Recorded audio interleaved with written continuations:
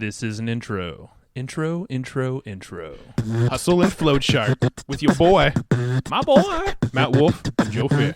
Hey. Yo. All right. So Matt had to pry my hands away from Photoshop at one time. Did I? Yes. Like literally? Almost. Well, all right. So I'm known for just being a little bit of a perfectionist in some cases and taking things a little bit too far, like designing graphics. Matt did mention on the podcast, actually, this episode that neither of us are graphic designers. I'm going to call BS bullshit on that because that is actually what I did for a long time. So I was going to call you out in the intro. Yeah. But at the end of the day, I realized that after using Snappa, which we're talking to the founder today, Christopher Gimmer, and it's a tool that we use that has allowed me to replace, Photoshop out of my daily repertoire, which I felt like was a kind of a black hole, at least for me personally, because Snappa just makes it freaking easy. And literally every piece that we use in any graphics that you see that go out, including our Hustle and Flowchart artwork that's in iTunes, Stitcher, all that fun stuff, was all made in Snappa, which is super cool. And we're talking to the co-founder today, Christopher, about how the hell he made it. He's not a software guy, so we dug into how he does that with software, how he manages a team, how he can produce stuff quickly, and also how he uses SEO and other content marketing strategies to grow this freaking company. And it's doing amazing. Yeah. So we broke all that down in this episode. Yeah. We also talk about growing teams and stuff like that too. So Why are you getting all creepy with that? I don't know. What else you got? What else you got? What else are we talking about? We just really dove deep on like the development of Snappa, building the team, getting we really What is this? What is happening right now? That needs to raise his energy level some. All right, so here's what you should do. There we go. There it is. So we actually have a really cool blog post. I want to share this at the front of the podcast too. If you actually go to evergreenprofits.com/Snappa-review. So it's evergreenprofits.com/Snappa-review, but there is a dash, Snappa-review. We don't like to make it easy on you. No, Snappa-review. If you go there, you can actually see this blog post that I wrote about all the different ways we use Snappa. We use it in like 30 different ways. Pretty much all the graphics you see on our website are Snappa. Yeah. So if you go to that blog post, you can get a breakdown of all the ways we use Snappa. It's badass. And if you just go to evergreenprofits.com/Snappa, or no, go.evergreenprofits.com/Snappa. Yeah, we don't make it easy. we want to make it as hard as possible. So if you go to xyj432674.com/. Yes. No, I'm just making shit up now. We just got to make something at that URL now. People are going to go, I swear, someone's going to type that in. You know what? Just go to evergreenprofits.com/Snappa-review. Perfect. All right. And then you can see all the ways we use it. And there's a link for you to buy it through our affiliate link. And let's just go talk to Christopher and learn everything there is to know about Snappa. By the way, don't you like how Matt just got really loud and he talked really fast? And I said, amp up the energy, man. Well, I follow directions. Let's go talk to Christopher. Hey, Christopher, how you doing, my man? Pretty good yourself. Great. Yeah, this is we just always love chatting with more people on the podcast here, especially ones that we're actually using your software, some stuff that you produce, and we love it. So we're actually really stoked to have you on the show so we can kind of deep dive into that and introduce it to more people. Yeah. So I love talking to people who do software. Software is a world that we've never really dabbled in, but has always fascinated us. And so it's always fun to talk to software dudes and learn some of the behind the scenes stuff that goes on in the software world and getting it developed and, getting new members on board and all that. So a lot of rabbit holes we can go down there. Yeah. Looking forward to it. Sweet, dude. Well, you're a software guy, but not a trained developer, correct? Yourself? Yeah, that's right. I have a technical co-founder who built the app, and I've been a lot more focused on the marketing and business side of things. Yeah, so you're the guy we want to talk to. Okay, good. Because that's us as well. And we're marketers first, but we've definitely dabbled in software, but we're not going to go code the thing out. Yeah. So take us back, because you have an interesting history of startups, some being very successful, some not, which is the case of a good entrepreneur, it seems like. But take us back to how you kind of got into this whole thing of just, running your own company and software. Yeah, so I'll tell you the short version, and then you can kind of pick away at whatever you want to kind of dive into. But So my background's actually in finance and accounting. That's what I did in university. And then I got a government job, which I did for 5 years. And then I went to Southeast Asia, and it was kind of like a life-changing experience. And suddenly I just didn't want to go back to a boring, cubicle office job anymore. And so around that time, I ended up meeting Mark, who's my current co-founder at Snappa, and kind of found out that he did some development stuff on the side. He was self-taught. He never went to school for it or anything. And then I kind of got the genius idea that we should start an online business together. And the first thing we started was a student dating website called Classmate Catch. And we ended up getting about, I think it was like 1,000 users. Nice. But at that point, we just didn't know how to scale it outside of our own city, and learned pretty quickly I didn't know really what I was doing. So that's kind of when I really just went all in on just reading like every blog that I could about marketing, and listening to a lot of podcasts. And then we just kept trying different stuff. And then we did about 2 or 3 other projects, and then eventually it led to Snappa. So it was about like I think when we launched a student dating website, it was 2012. So it took about like 2015 is kind of when I quit and went full time. So it took about like 3 years to really get it.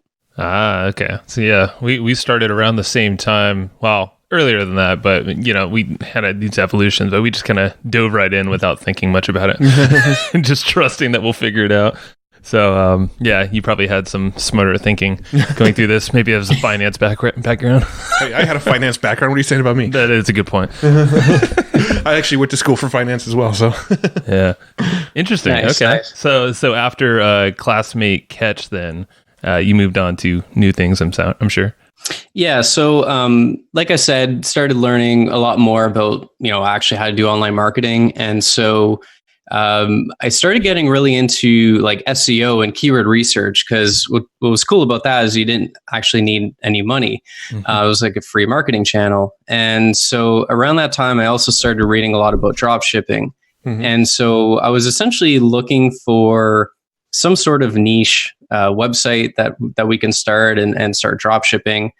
And then Mark had kind of stumbled across Bootstrap themes and Bootstrap templates, which is essentially like a front end development framework, kind of like selling WordPress themes, but just for a different framework. Mm-hmm. And so we launched this website called Bootstrap Bay, which was a marketplace for themes and templates. And started to get pretty good at content marketing. And so we ended up scaling that business up to about 10K in revenue, strictly through SEO and organic traffic. Nice. And then at that same time, we kind of had the idea for Snappa, because I was, working on the blog, and it was a pain in the ass to create these images, and, I was struggling my way through Photoshop and stuff. And at that same time, I also wrote a blog post about where to get free stock photos that ended up going viral. And so next thing you know, we have this blog post that's ranking for free stock photos, which is like, super competitive keyword, as you can imagine. Mm-hmm.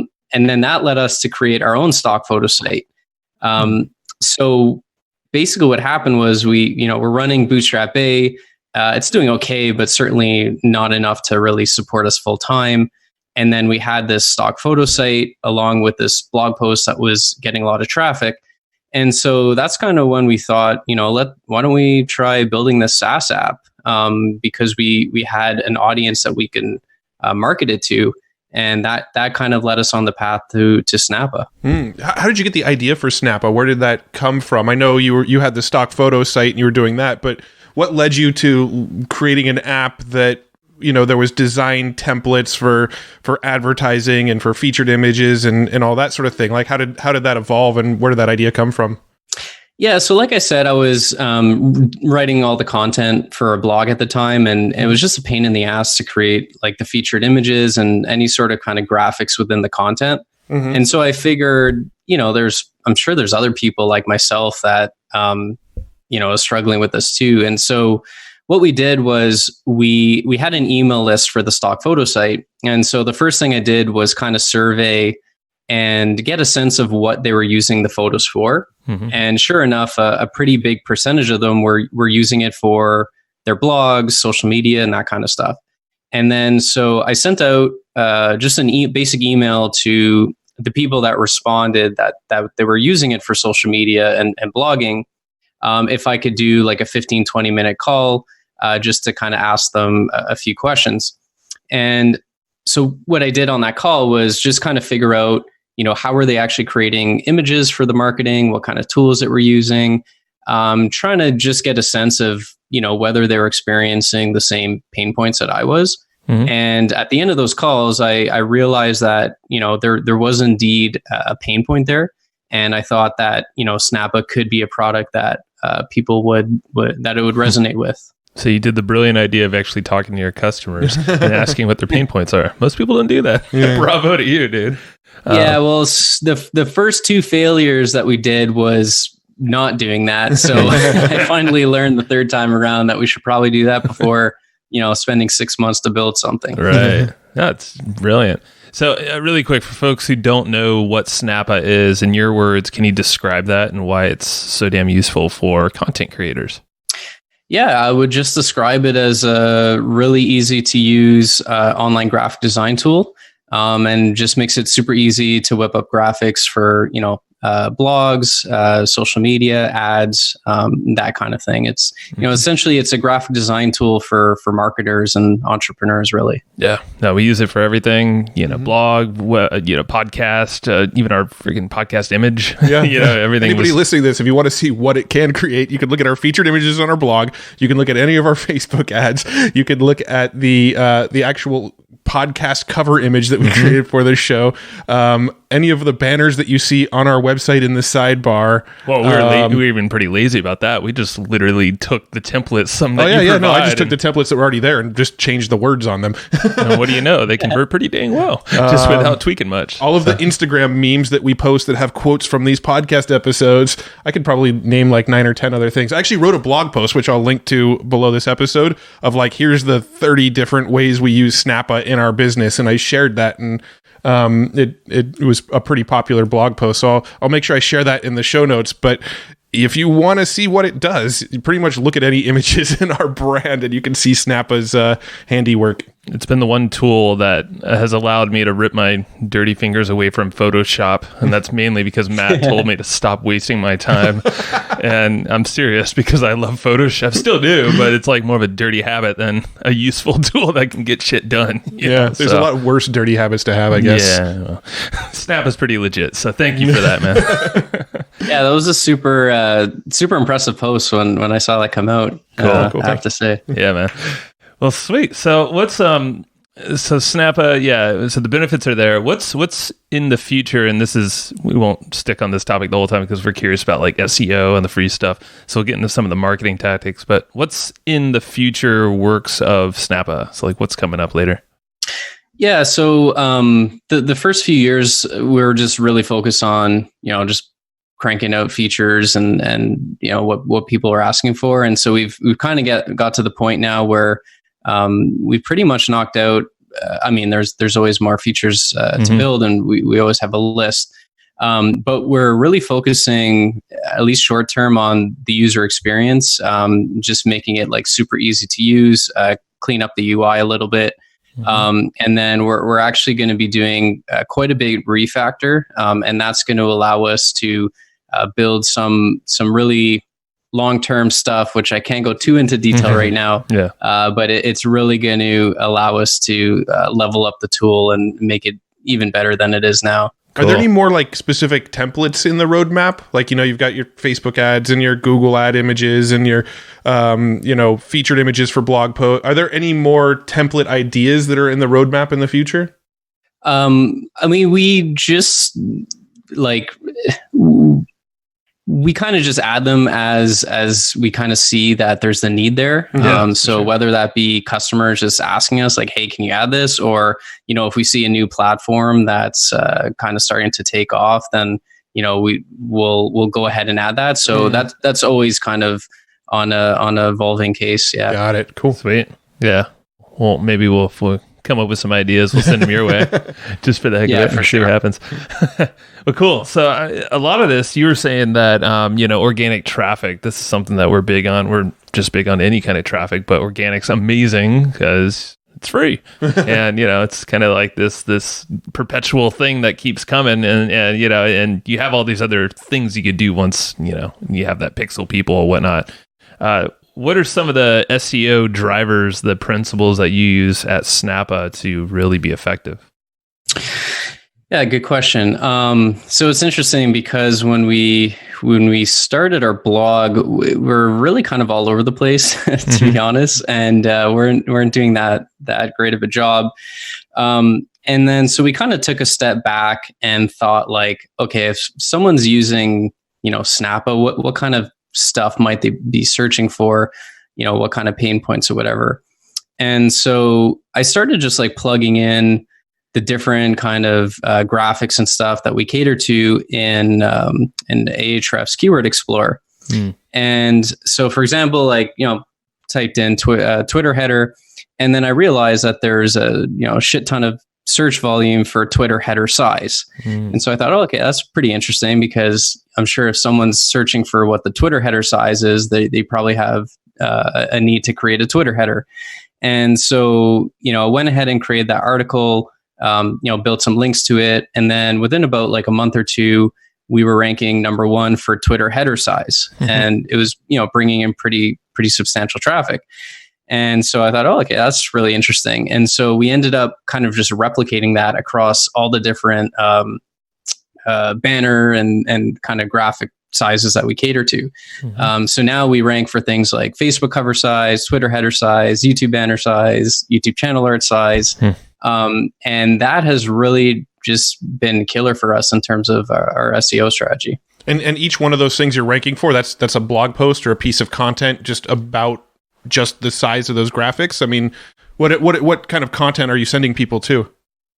Yeah, so basically the blog posts are typically called Facebook, the ideal Facebook cover size and best practices. So the first section will kind of be about like the size and the dimensions. And the thing that's interesting is like Facebook, for example, the Facebook cover. Facebook will tell you like, okay, here's the size to use. But what they don't tell you is that on mobile, it will look like very different.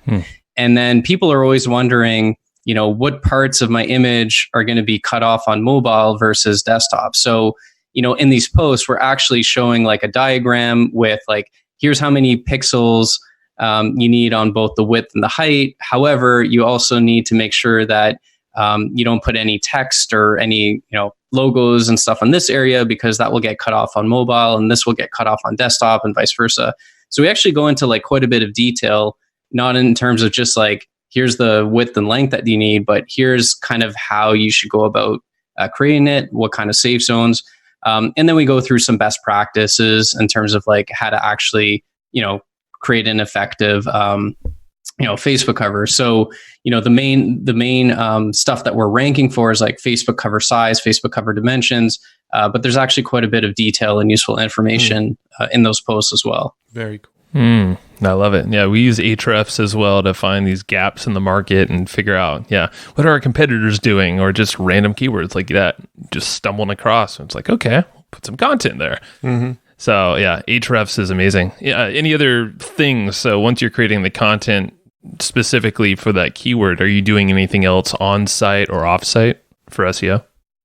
I mean, we're definitely doing just like, the basic kind of best practices. So, clean URLs, making sure the, keywords are in our title tags.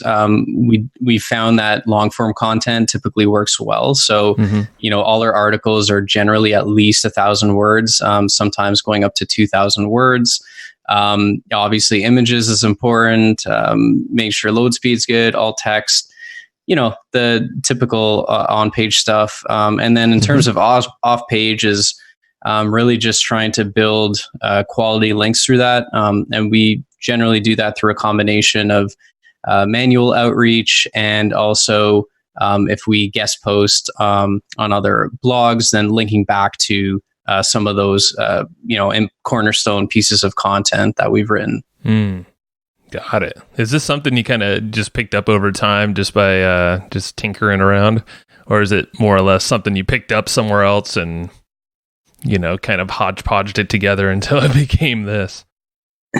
Just in terms of SEO in general, like I got pretty good at it through, like, even before we launched Snappa with Bootstrap A. And that's kind of where, I realized, like, if you do the keyword research, you find the right keywords, you write the articles, make sure you're on page SEO and build a couple links to it, it tends to work pretty well. And so with Snappa, it was just a matter of figuring out, what content was going to work best. And, this is kind of what worked good for us, is just building content around, the things that people are actually trying to create graphics for. Yeah, that makes sense. Now, is there any other sort of, other than SEO, has there been any other sort of growth strategies that you've used to grow Snappa outside of the SEO? So in the beginning, as I mentioned, we had that free stock photo site, stocksnap.io. And so I would say like 80% of the signups for Snappa in the early days were coming from that website. So essentially what we're doing is we had like a banner ad in the sidebar that was kind of directing people to it. And then whenever someone downloaded an image, we would show like a pop-up that says, "Hey, have you tried Snappa? Easy to use graphic design tool," with a call to action to sign up for the product. So that worked really well in the beginning, and that's where quite a big chunk of our signups came up. And then over time we started building out our content and SEO, because as it's SEO and content is a long-term play, right? Absolutely. So especially when you have a new domain, it definitely takes time to kind of snowball. So that's what worked well in the beginning. And because we have a freemium product, there's pretty good natural word of mouth. So we obviously, a lot of our existing users will recommend us to their friends and colleagues and whatever, and we tend to get written up in blog posts and through influencers and stuff like that. So that kind of has been the bread and butter of our marketing from the beginning. Got it. So no like paid media buys, Facebook ads, Google ads, nothing like that, really? No, we haven't.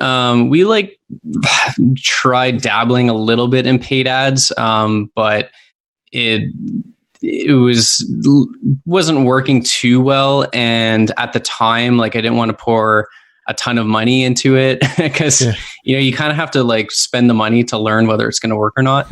And the thing for us was the content and the SEO was just continuing to work really well. So I felt for us it was just a better idea to just double down on what was working, rather than try to spread ourselves thin and try all these other marketing channels that may or may not work. Right. So I know you guys have affiliates as well, and we are affiliates, in full disclosure, because we love the product. That's the only reason we are affiliates of it. Is that a big part of your traffic play, in addition to all the organic stuff you're doing? So to be honest, we haven't really focused that much on affiliates. Like, we kind of threw up the affiliate program. There's a couple affiliates that do pretty well for us. But that's actually something we might want to are going to try to focus a bit more on moving forward. Yeah. No, it's good, and we'll do the best we can for what we got. But so it's interesting. So I mean, going into software as a whole, just developing this thing out as not being a software guy, I'm just kind of curious how that works with your co-founder, who is more of the tech guy. How does it, like, daily life look like for you guys? Do you guys talk to each other about, like, do you guys mastermind together as a team, or is it kind of, do you run pretty independent to develop the stuff you're good at?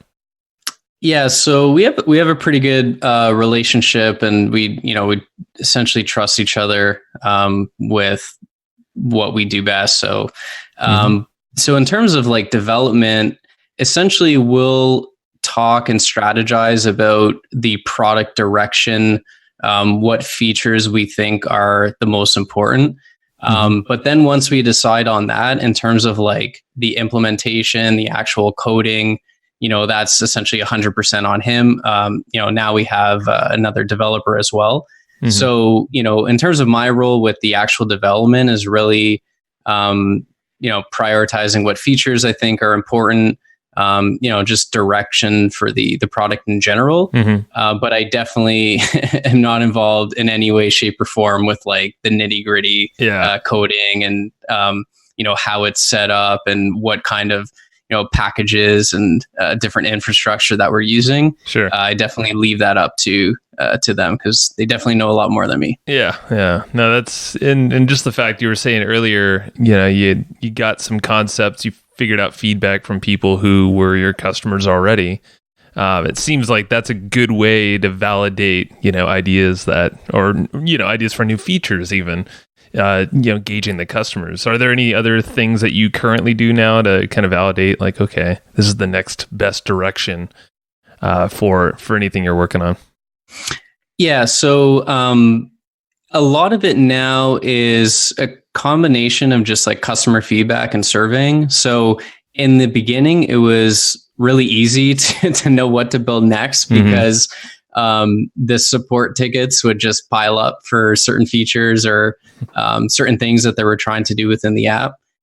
So just tracking, the tickets that were coming in and Help Scout and either tagging them in Help Scout or just kind of keeping a tally for what the different feature requests were. And that's pretty much all we did for the first year or so was like literally whatever the customers wanted, we just kind of build and prioritize based on the number of feedback. And as we've kind of built out a lot of the key features, now we do a lot more like proactive surveying. And then that gives us a bit of an idea for product roadmap, as well as kind of where we think the, where the world is heading and kind of what Snappa needs to become a year or two from now to kind of keep up with that. So it's a combination of customer feedback, surveying, and our own kind of intuition. Gotcha. Yeah. Now, do you have any specific strategies as far as like a retention standpoint? Because I know that's kind of a big key when it comes to SaaS platforms is making sure people stick as long as possible. Do you have any strategies or advice for maybe anybody listening who maybe they have a SaaS, but maybe they just have like a membership site or something? Like what sort of ideas would you give people as far as keeping members around longer? Because in my mind, that's probably just as important, if not more important, than acquiring new customers.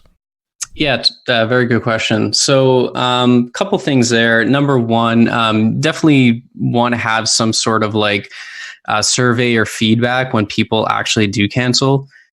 So what we do is, and this has evolved over time, we've probably had like 4 or 5 different cancellation strategies, but the one we use now is when someone actually does cancel their account, we ask them, is there anything that we could have done to keep you from canceling? And then sometimes, you'll get feedback like, oh, well, you didn't have this feature, or, oh, I wish it could do this. A lot of the times what we find for Snappa, especially because we're dealing with, smaller businesses, a lot of the people that churn out just, the business doesn't go well, or, they don't have an ongoing need for it or what have you. But, sometimes there will be those that good feedback where it's like, oh, okay, maybe we should build that. So definitely have some sort of like feedback system in place, and the proactive surveying that we do as well really helps. So one of the questions I like to ask is, what is the number one thing that we can do to make Snappa better? And sometimes it's not a feature. Sometimes it could just be like a feature we've already built, but just making it better. Or sometimes people just want more, photos or a different variety of photos, like that kind of stuff. So yeah, that's a big thing. And just placing a big importance on, as well as the user experience. So as I mentioned, like the first couple of years, we really just focused a lot on just feature building. And so now we're, really taking some time to dissect the UI, do a bit of user testing, and we're implementing some things that we think will make things a bit easier, especially in the onboarding process. When it comes to things like UI, I'm curious, is that your side of things, or is that your partner's side of things? Who decides what everything's going to look like and how it's going to function and what goes where, and how does that look in your business? Yeah, so that's one of those things that like we definitely will talk together and strategize on. Now, like Mark is really good when it comes to design and that kind of stuff. Like I'm definitely not a design guy, but I might say this particular thing is just a bit confusing, and then he can kind of come up with, well, what if we did it this way? And I'll say, yeah, that's actually a lot better.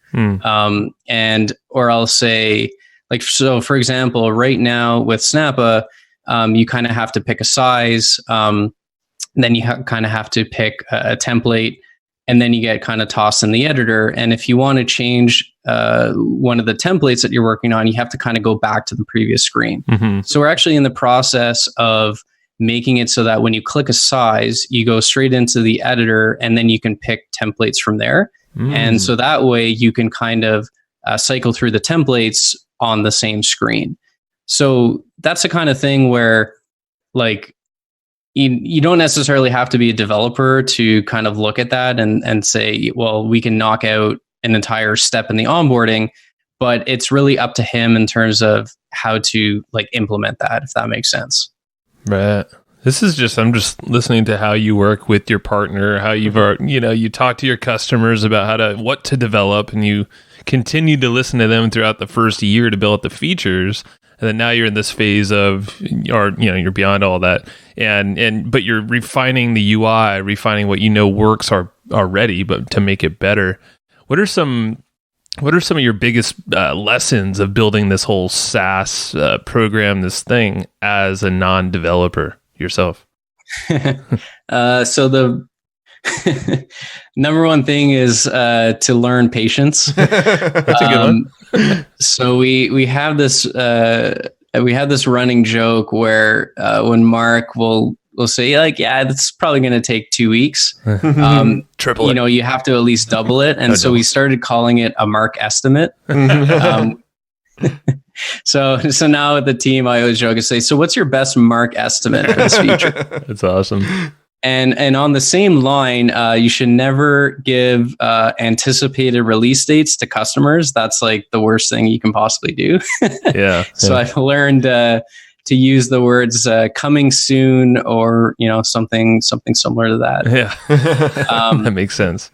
But yeah, patience is honestly the biggest thing, because with software, you just never know. Like, in Snappa, in Snappa's case, the browser is not meant to be a graphic design tool. Yeah. It's really not meant for that. So we're, just pulling a lot of hacks, and especially in the early days, like, just to get the damn thing to work. And so when you think that you're 2 days away from releasing a feature, and then all of a sudden you discover this huge bug that's going to take a week to fix, it's just really hard to predict that kind of stuff. Yeah. So with Snappa, I'm very curious now that you mentioned that, like, from the time that you guys conceived the idea to the time where you were able to let your first user get in and start using it, what was that stretch of time? Yeah. So Mark was, like, when he first started writing code on it, he was still working full time. So I believe it was around March where he started working on it, essentially nights and weekends. And then we released like an alpha version, maybe 2 or 3 months later, which was really just, you can pick a background image, slap some text onto it, and an icon. I think that's about all it did. And then we kind of realized, like, if we're going to launch this thing, he has to go full time on it. And so he had taken a year leave of absence from work, and then started going full time on it. We ended up releasing like the first beta on July 1st, 2015. And then the full version was November 23rd, 2015. So yeah, from March to November, from like first line of code to launching the product officially. So like 8 months ish. Wow. Like that. And is it mainly Mark doing everything himself? Or at least at that time? He coded the first version completely on his own. That's amazing. Yeah. I'm just thinking, like, you compare something like what you have to Photoshop, obviously different. Not saying the same exact features, but the fact that you said browser is not made for what you guys are doing, and you were able to pull it off so fast to get to a point that you can launch and be a solid product that you can bring recurring revenue customers in. It's pretty the funny amazing. thing was we the first version was built with this a framework called Fabric.js. And 2 weeks after we officially launched it, we kind of started realizing that we needed the image resize feature.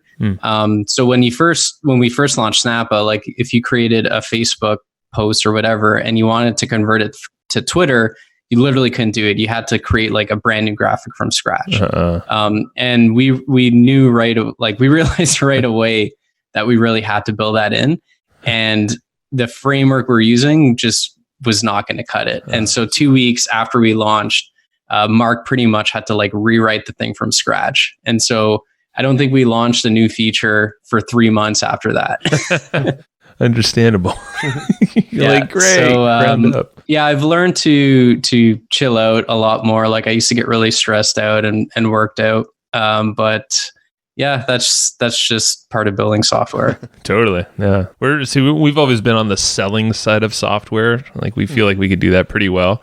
And we've dabbled with software ourselves, but like I said, we're not coders. Matt knows some stuff, but you're not going to sit around and code all day, Matt. No. But so yeah, it's an interesting. We're just asking these questions because it's cool to hear what you're going through. It's kind of like as if we were to do it ourselves. The one nice thing that I kind of realized along the way is that users are way more forgiving than I kind of anticipated.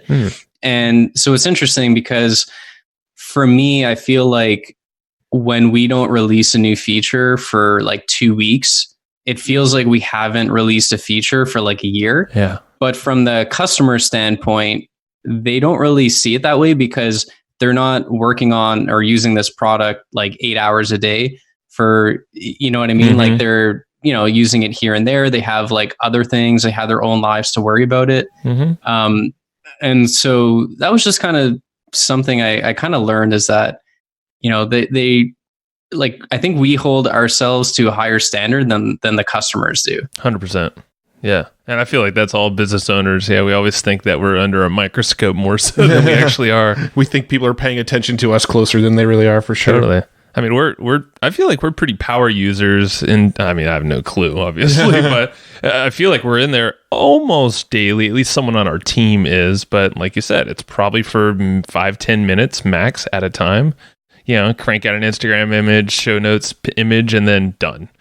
We're sticking to what we know is true to us. The way we use it, we use templates, and we have a handful of templates that we can just have our go-tos. Well, to be honest, we use it because we're not graphic designers. We don't have a good eye for design. So we get in there and go, oh, look, this looks pretty already. Let's just change the words and use it again. That's pretty much how we use it. We want to take all the sort of subjectivity out of designing graphics and just use what already looks pleasing to our own eyes. Yeah, no, totally. That's definitely what they're intended for. Yeah. So as a business model, so the thing that pulls us to software is the recurring revenue, monthly or annual, whatever you want it is. It's just that subscription revenue. What was was that one of the pulls to get into the software game rather than, a website or some other variation? Yeah, 100%. So going back to Bootstrap Bay, the theme marketplace, it was almost like we're selling a commodity, right? And we were paying, like we weren't creating the themes ourselves, so we would pay out like 55% to the authors. Some of them would be selling on other marketplaces. So it was a combination where like every month you're kind of starting from zero, and you kind of have to build that up again. And the other thing was like, there was nothing proprietary about what we were doing. And so we really liked the idea of A, the recurring revenue, and B, like having something proprietary that you're not just one of like 100 t-shirt companies. You're not one of like thousands and millions of other website templates that exist. So that was definitely the draw for us to build a SaaS product. How did you settle on the pricing specifically? How much you would charge for it? Because I know, we have consulting clients and things like that, and I feel like that's something that always comes up with everybody. Is it's a struggle to figure out what price tag to put on the stuff you put all your hard work into, right? We in our minds, we probably tend to either overvalue or undervalue our work, depending on your own sort of mental state and personality. But it seems like everybody's either overvaluing themselves or undervaluing themselves. How did you settle on the price that you guys ended up going with?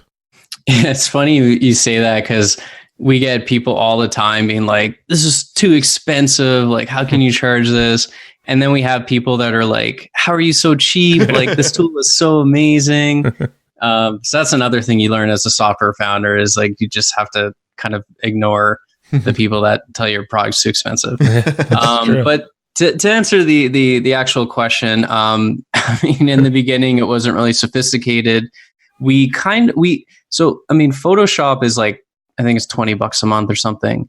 And even though we're not we're definitely not a Photoshop competitor by any means, we just kind of looked around at similar products like, Buffer as a social media scheduling tool, Photoshop, some other stuff that was out there, some other competitors. And it just seemed that everyone was kind of in this $10 to $20 range. And so we kind of just said, oh yeah, well, that's kind of what all these other tools are pricing. So let's just go with that to start. Yeah. I mean, I feel like that's the easiest way to start, and it's easier to raise your prices typically than to drop them in the future. A personal opinion question. Do you think right now that the price is, this is probably a loaded question. Do you think it's like, do you think it's too cheap for what it is and everything that goes into it? Or do you think like the pricing is just about right? Yeah, I mean, I think there's some room to go a bit higher. I think for our product and our market, I think like the $20 a month is probably the ceiling. Now, we do have a team plan that's $30 a month. So that's actually something we've really been thinking a lot is, how can we increase that lifetime value? So for us, we're kind of thinking about not necessarily like just raising prices, but what other value could we add that could then make it like just a no-brainer to charge 20, maybe $30 a month, or offering other services within the product. So, that could be, paid photos or what have you. So, so always as a SaaS product, you're always trying to figure out ways to increase the lifetime value. So that's definitely something we always think about. Yeah. And I definitely think it's either like, in my opinion, it's either undervalued or valued about right. Like I would definitely never say that Snappa is like too expensive for everything we use it for. That's for damn sure. No, it's a no-brainer. It's a time. We see this as an investment, as a time savings. And I think that's like been a perception change for ourselves. And I think most business owners, after you get to a point, you're like, okay, well, this is going to save me like hours every week, for all the different images that we use. Cool. Yeah, that's worth the $20, whatever it is, that we're paying. Yeah. What we found is like for the power users, and I think you guys definitely fall into that category. It offers like absolute tremendous value for the price. Like there's no doubt about that. The problem is when you have a subset of customers that are not power users and they're not using it as frequently, that's kind of when they're like, yeah, this is worth $10-15 a month. But if you were to go to like 30, they'd say, you know what? I just don't use this enough for it to warrant $30. And so it's just always tricky to find that line where, you're still providing enough value where people aren't going to cancel. Yeah. Well, I mean, I don't think there's ever a perfect answer to this anyway. It's just interesting to hear a perspective because it's a very subjective topic. 100%. Totally. Now, I want to go back super quick, and I know this is like not talking about pricing or any software stuff, but we have a note here that says like content market well. Do you know what is that to you? Like, so how to I mean, we have a note How to be here good at content marketing. Yeah. How to this lady's fired. We're reading our notes from the person who did the research for us. Well, no, I was thinking about the content marketing because I was like, wait, I wanted to hit that really quick because it's in caps, but that's okay. She's fired. It's not fired. I'm just gonna. I'm just like, I don't want to miss this because content marketing is our thing. We love this stuff.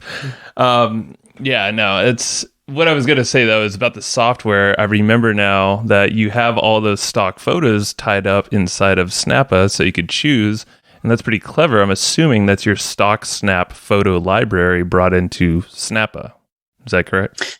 More or less? So in the beginning, that's correct. So we had integrated the photo library into the design tool.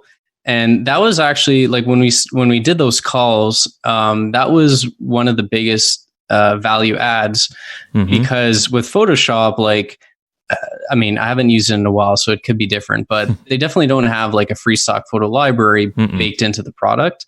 And so to say like just that step of not having to go to, stock photo sites, download them and upload them, right?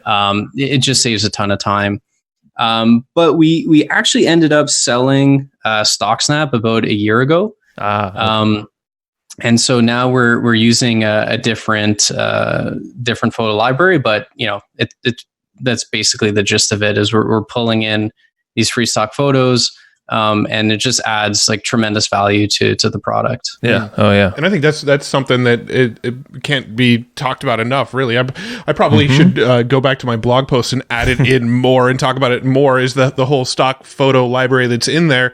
It's such a time saver. It's such a money saver. I mean, if you use Snappa as often as we do, I mean, we used to use a site called Deposit Photo to buy our stock photos, and it was like $1 a photo or something. At least $1. And we were spending like $100 a month on stock photos alone for all the blog posts and podcasts and all the stuff that we were putting out there. And so just like by comparison, the stock photo library alone that's available in Snappa seems to make the value of what Snappa is just that much higher. Yeah, totally. An ease of use thing. Yeah, I totally forgot about that. I was like, wait, hold on. I kind of put it together as I was looking at it. I'm like, this is brilliant. So we have a note here that you used like in the very first week, you did a promotion that got you between $2,000 and $3,000 in recurring revenue. Does that sound accurate?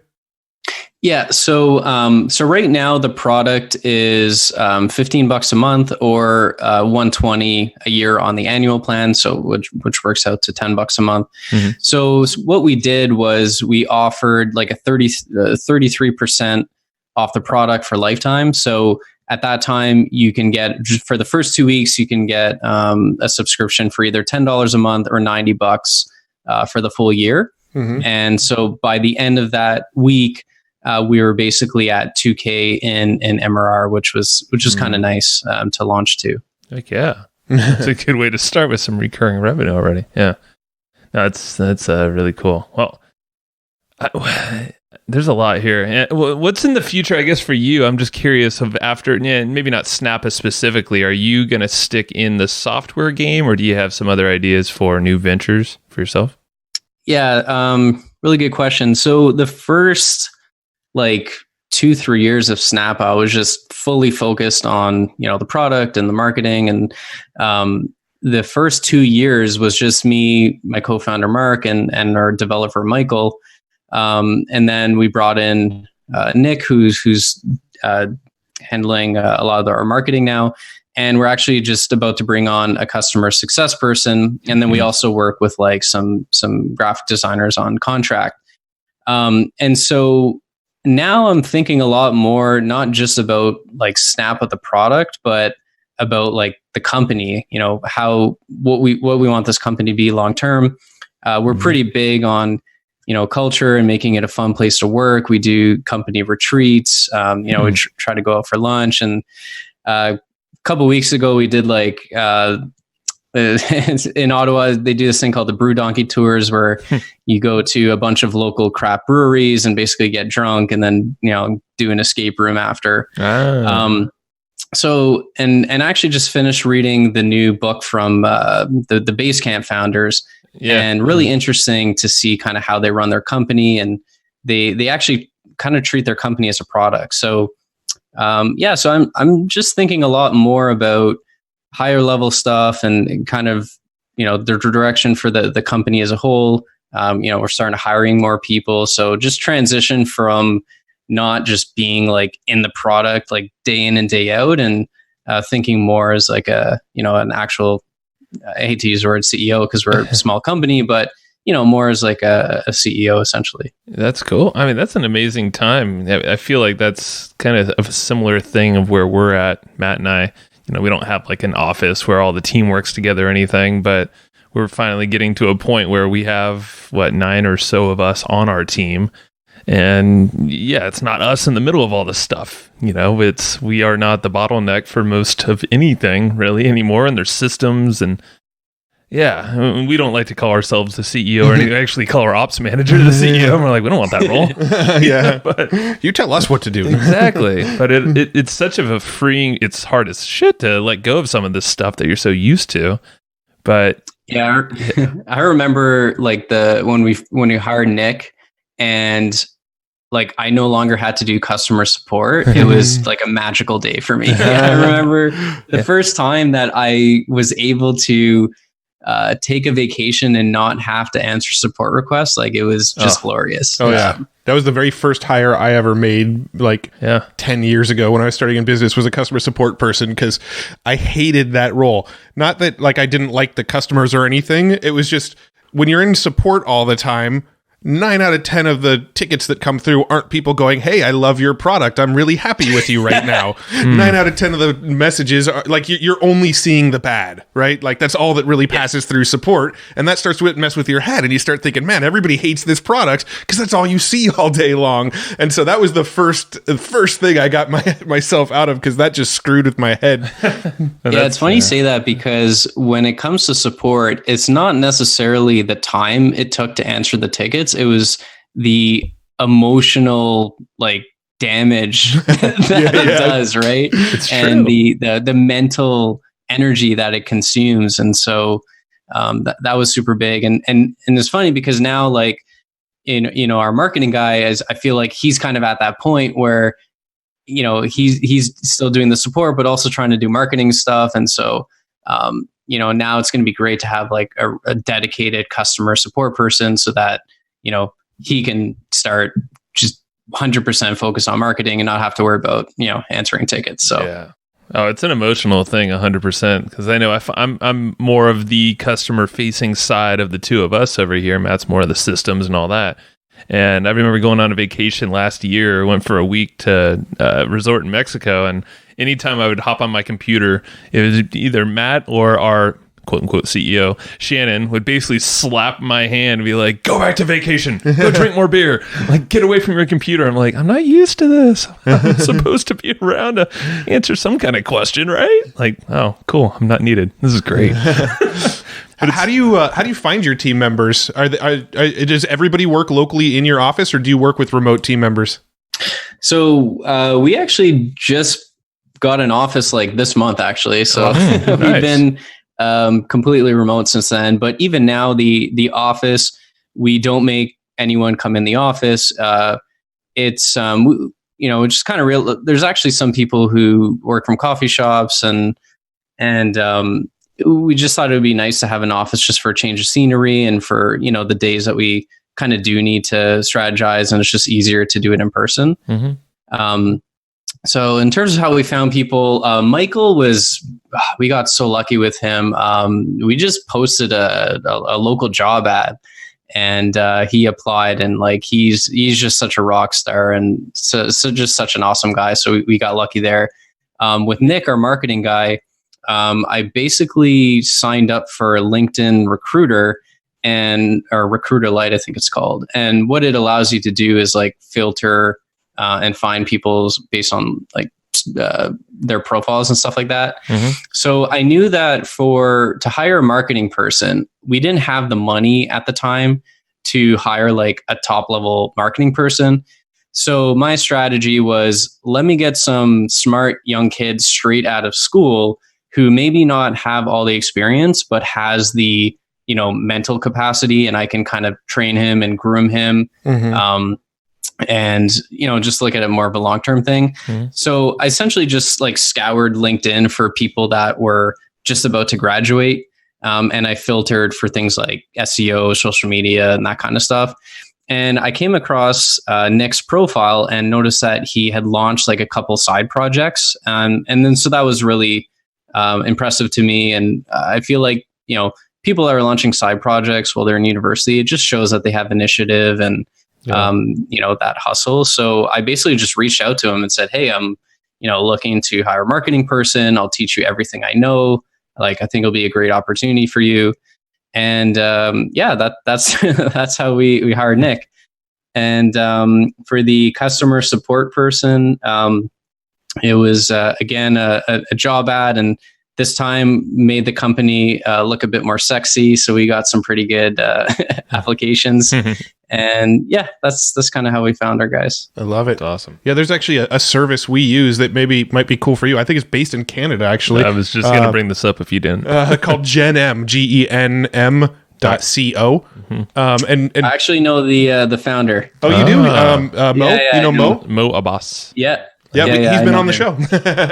Okay, cool. Yeah, so we actually, the last, 2 hires we brought on, we actually found through GenM. Oh, that's awesome. Yeah, and similar idea. We just filter. A lot of the folks are, either just about to graduate or right out of college is what we found to succeed the best. And any kind of side projects, they're a lot more. You just got that burn and desire to do something in that space. Well, it's beautiful because you can bring them in for like their 3-month.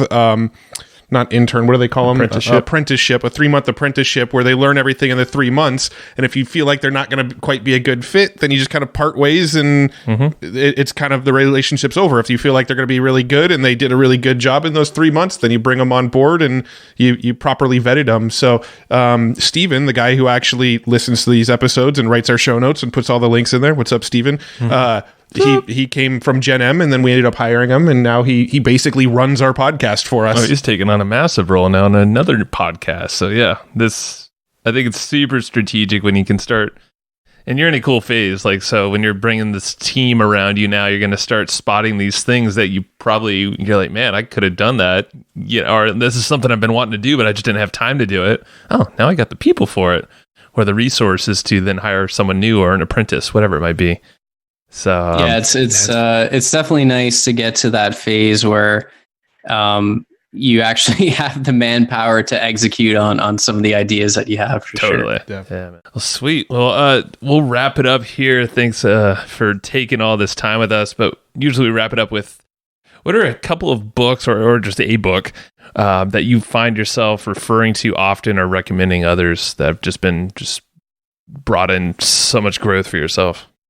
I mean, in terms of like pure tactical stuff, especially for someone like new to marketing and kind of startups, I really like the book Traction by Justin Mares and Gabriel Weinberg, just because it kind of gives a really good overview of like all the marketing channels that are available and the importance of thinking about traction before you launch your product as opposed to after. And kind of provides like just a framework for how to go about testing different channels. And I really like the idea of finding something that works and doubling down on it and just keep repeating that, as opposed to just trying like a million different things all the time.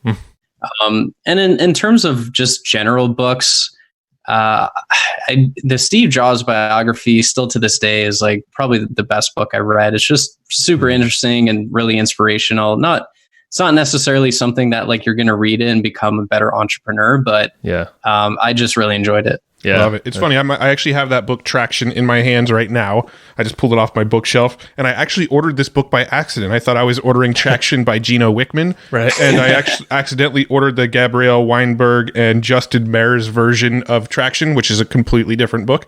But I have this book, and I haven't read it yet. So, Well, this is the first time that we've had a recommendation for it. We've heard the other one. That's where I thought you were going to go the other route for the other Traction book. But I'm like, oh, all right. I have read the other Traction book too, and I thought it was really good. Yeah.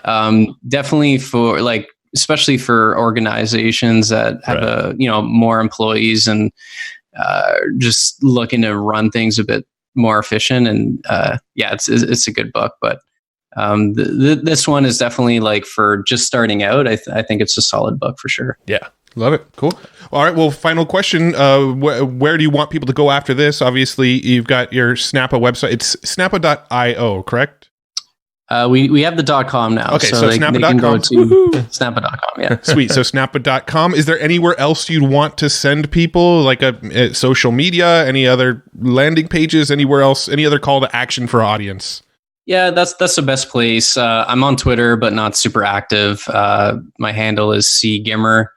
And yeah, that's probably the best places. Sweet. All right, Chris. Well, thanks a lot for your time, and keep rocking what you're doing at Snappa. And we're just going to keep using it over here and loving it. Yeah, thanks for having me on. It was fun. Sweet. All right. See ya. Thanks. All right. Thank you. And I hope you just enjoyed this episode you just listened to. Now, right now, before we sign off, I have a few things I would love for you to do. So the very first thing is to go find our guest on Facebook and tell them that you loved their episode with us. That's going to help them just feel good about themselves, but also it's going to spread the word a little bit more for us. So go find them on Facebook. Everybody's on Facebook, and go say that you love their episode and maybe one cool thing that you learned there. The second thing is to go to iTunes and subscribe to our podcast. Just look up Hustle and Flowchart and hit the subscribe button. And the very last thing, the third thing, is to leave us a review on iTunes or wherever you're listening to this podcast and help us spread the word more. That's how more people are going to get this awesome knowledge, this cool podcast training, and a whole bunch of other cool free training that we give out at evergreenprofits.com. So that's about it. Go find them on Facebook, go subscribe on iTunes, and leave us a review. You would be amazing if you did that, but you're always amazing. So thanks for listening, and we'll catch you in the next episode.